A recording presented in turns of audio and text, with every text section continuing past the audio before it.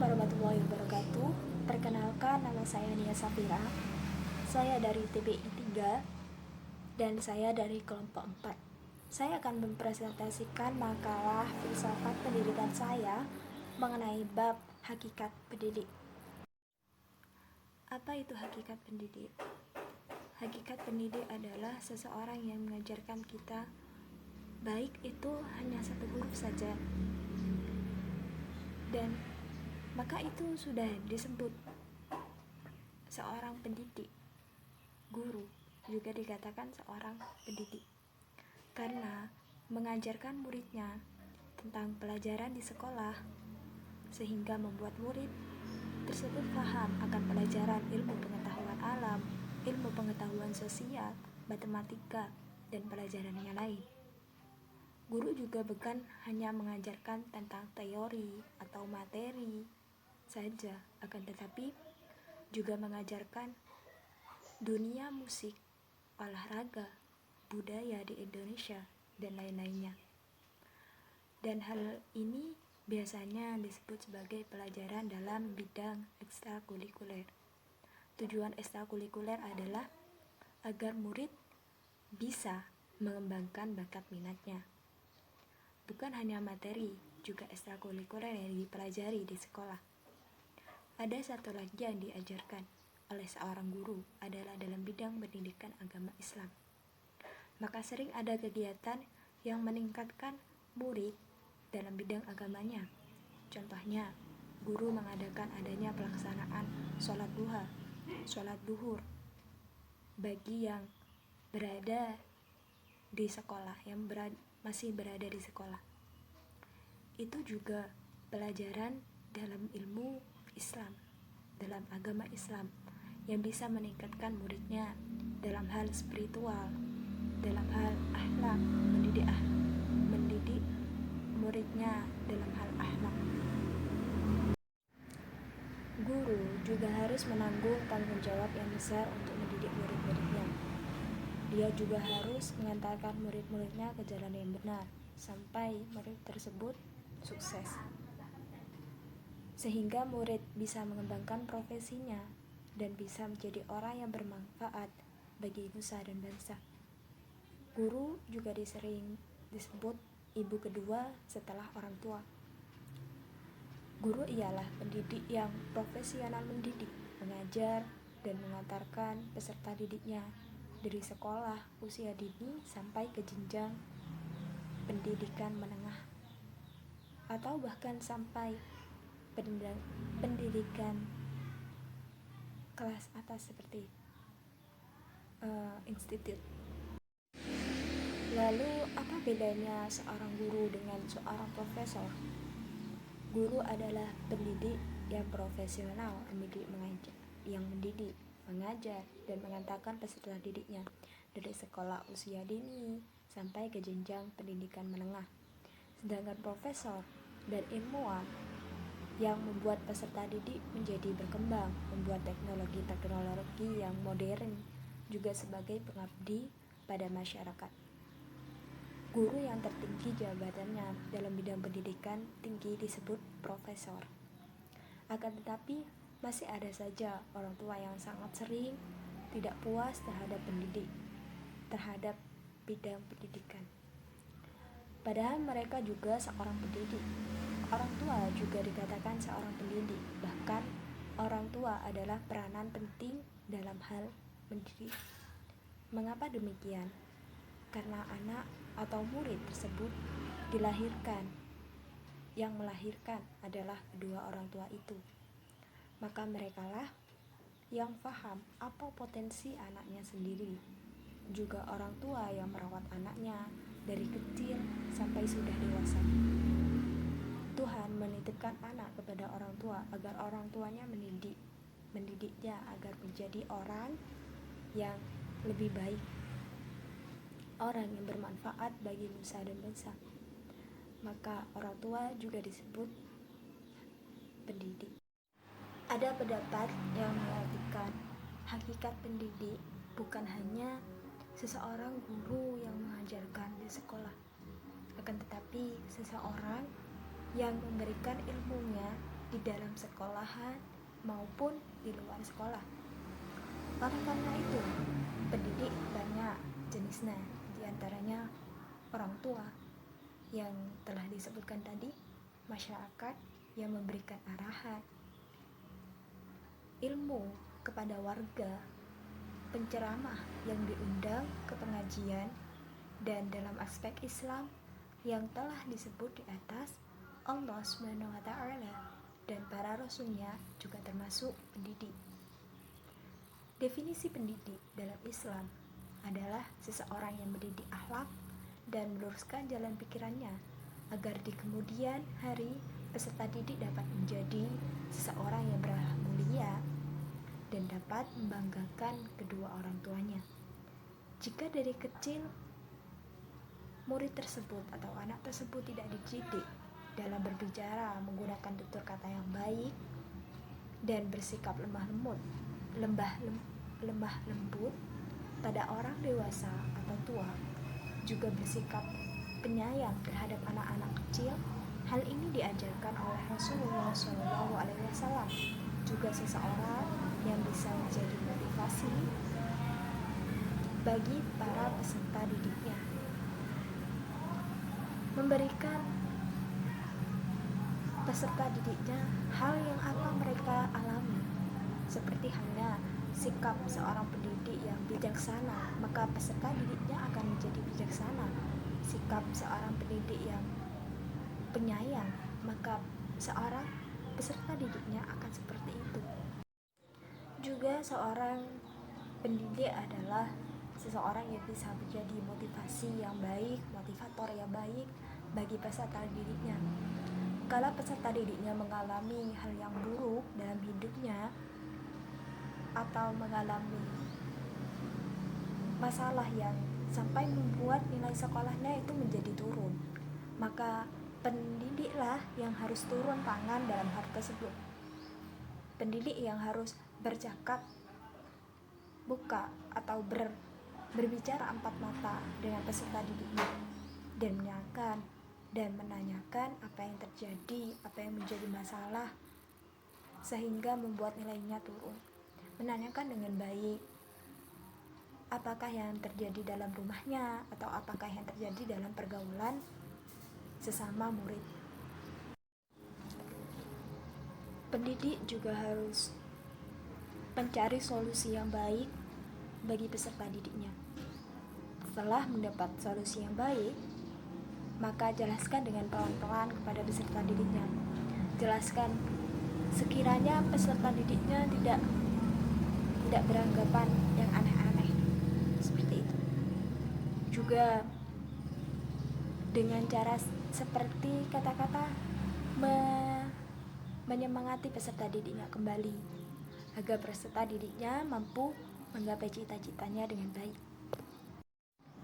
Dengan cara seperti itulah masalah yang sering terjadi di sekolah tidak akan sering terjadi, seperti minum minuman keras, obat-obat terlarang, juga pergaulan bebas tidak akan menjadi masalah yang besar di kalangan sekolah atau di kalangan pendidikan. Dan sering peserta didik yang membuat masalah seperti di atas akan langsung dikeluarkan tanpa ada konsekuensi.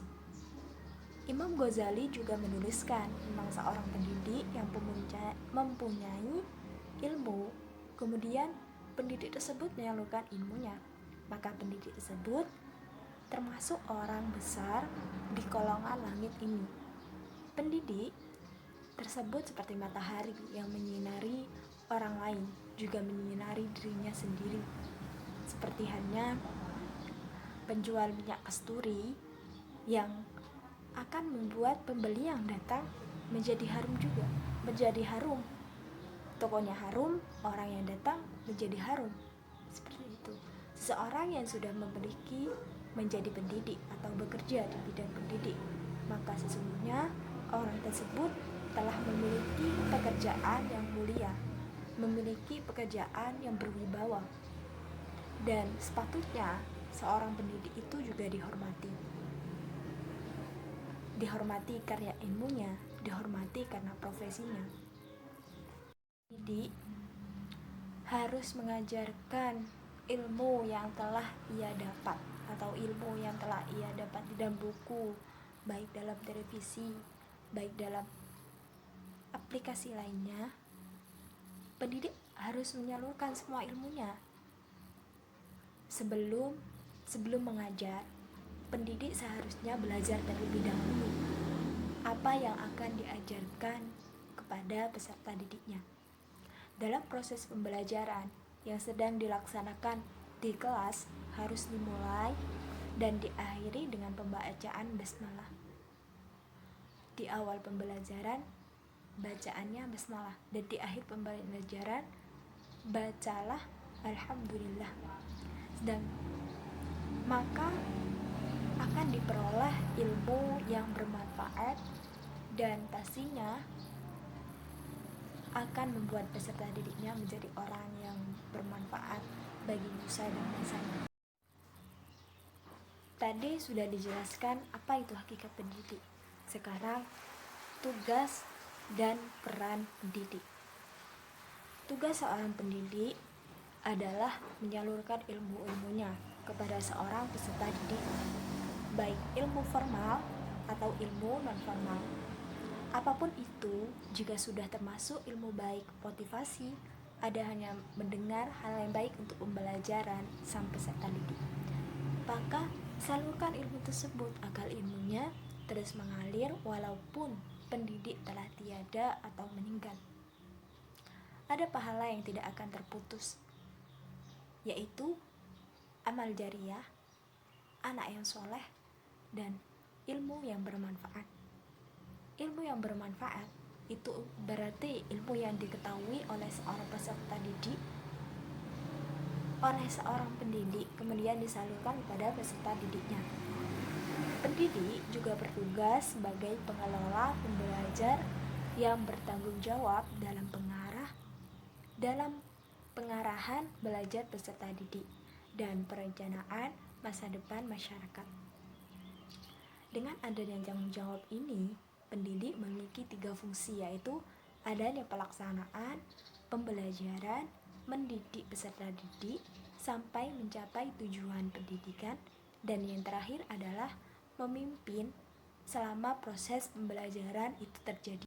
Tugas pendidik bukan hanya menyalurkan ilmu-ilmunya, bukan hanya mendidik. Pendidik juga bertugas melakukan administrasi di sekolah, mengelola, mengembangkan, dan menunjang kualitas dan kuantitas di lingkungan pendidik. Pendidik juga sangat harus teliti dalam mengerjakan tugasnya, agar kuantitas dan kualitas di lingkup sekolah tidak diremehkan oleh peserta didik dan masyarakat. Dalam era modern ini, banyak seorang pendidik yang pembelajarannya tidak dapat difahami oleh sang peserta didik. Itu dikarenakan pendidik jarang belajar sebelum memberikan pelajaran tersebut kepada peserta didiknya. Maka dari itu, seorang pendidik harus sangat berkualitas supaya peserta didik dan orang tuanya tidak kecewa telah memasukkan anaknya ke sekolah tersebut. Dalam aspek Islam juga telah disebutkan, jika seseorang memiliki ilmu, maka orang tersebut diangkat derajatnya oleh Allah daripada orang yang tidak berilmu dan orang yang tidak mau belajar. Tugas menjadi guru yang profesional yaitu yang pertama, melakukan proses pembelajaran yang berkualitas. Yang nomor 2, mengembangkan kualitas akademik. Yang nomor 3, tidak memilih jenis kelamin dalam menentukan nilai. Yang nomor 4, selalu menjunjung tinggi peraturan yang ada di sekolah. Yang nomor 5, memelihara dan menumbuhkan nilai persatuan dan kesatuan. Dalam Islam, tugas mendidik dipandang sebagai tugas yang sangat mulia. Karenanya Islam menempatkan orang-orang yang beriman dan berilmu lebih tinggi derajatnya jika dibandingkan orang yang tidak berilmu, orang yang tidak mau belajar. Maka derajatnya akan lebih rendah. Guru juga memiliki peranan yang penting bidang pendidik dalam dunia pendidikan. Pendidik menjadi sangat penting dalam dunia pendidikan ialah dari kedudukannya dan fungsinya. Perannya secara interaksi edukatif masih sama dalam peran guru pada umumnya. Peran dan kedudukan guru yang sangat tepat dalam interaksi tersebut dapat membuat tercapainya tujuan pendidikan yang diharapkan oleh sekolah. Peranan guru dalam proses pembelajaran murid sangatlah diharapkan. Pendidik atau guru harus bisa paham dengan sifat-sifat yang ada dalam diri peserta didik dan mengetahui keterampilan khusus yang pasti dimiliki peserta didiknya. Ia juga harus bisa menahan dan menghadapi kesulitan yang akan terjadi. Juga bisa merencanakan atau memecahkan secara baik dan tepat, agar peserta didiknya bisa mengetahui cara yang baik dan benar dalam menyelesaikan masalah. Kedudukan guru dalam Islam adalah kedudukan yang paling mulia dan pastinya dihormati oleh masyarakat. Kedudukannya menjadi mulia dikarenakan pendidik memberikan ilmu dan membina peserta didiknya hingga menuju kesuksesan. Pendidik juga dimuliakan karena profesi yang dilaksanakan juga pribadi yang ada dalam pendidik tersebut. Salah satu tokoh pendidikan menjelaskan arti dari peran pendidik. Karena banyaknya peserta didik, karena banyaknya peran, maka oleh tokoh tersebut dirangkum menjadi beberapa peranan. Di antaranya yang nomor 1, teladan bagi muridnya dalam bersikap, ucap, maupun agama. Seorang pendidik harus memberikan akhlak yang baik, kesopanan yang baik bagi peserta didiknya. Yang nomor 2, orang yang memberikan arahan dan merubah sikap peserta didik tersebut. Yang nomor 3, melaksanakan dan membuat ide-ide baru demi meningkatkan mutu peserta didiknya. Yang nomor 4, memberikan motivasi yang baik dalam masalah yang dihadapi oleh seorang peserta didiknya. Yang nomor 5, disebut sebagai seorang dirijen bagi peserta didiknya atau seorang pemimpin. Yang nomor 6, pengawas bagi peserta didiknya. Selain itu, peranan pendidik yang lain adalah sebagai pengembangan dalam sumber daya manusia dan sebagai penyaluran budaya bagi peserta didiknya. Dengan adanya saluran atau arahan budaya yang tepat, peserta didiknya dapat mengetahui budaya di Indonesia yang benar dan tepat. Tadi sudah dijelaskan peran dan tugas pendidik. Sekarang saya juga akan menjelaskan tentang kode etik dan karakter pendidik. Kode etik adalah terapan profesi pendidik dalam kegiatan pendidikan tersebut. Kode etik sering disebut sebagai tanggung jawab, keadilan, dan adanya otonomi. Tanggung jawab itu ada 2, tanggung jawab terhadap provinsinya, juga tanggung jawab terhadap peserta didiknya.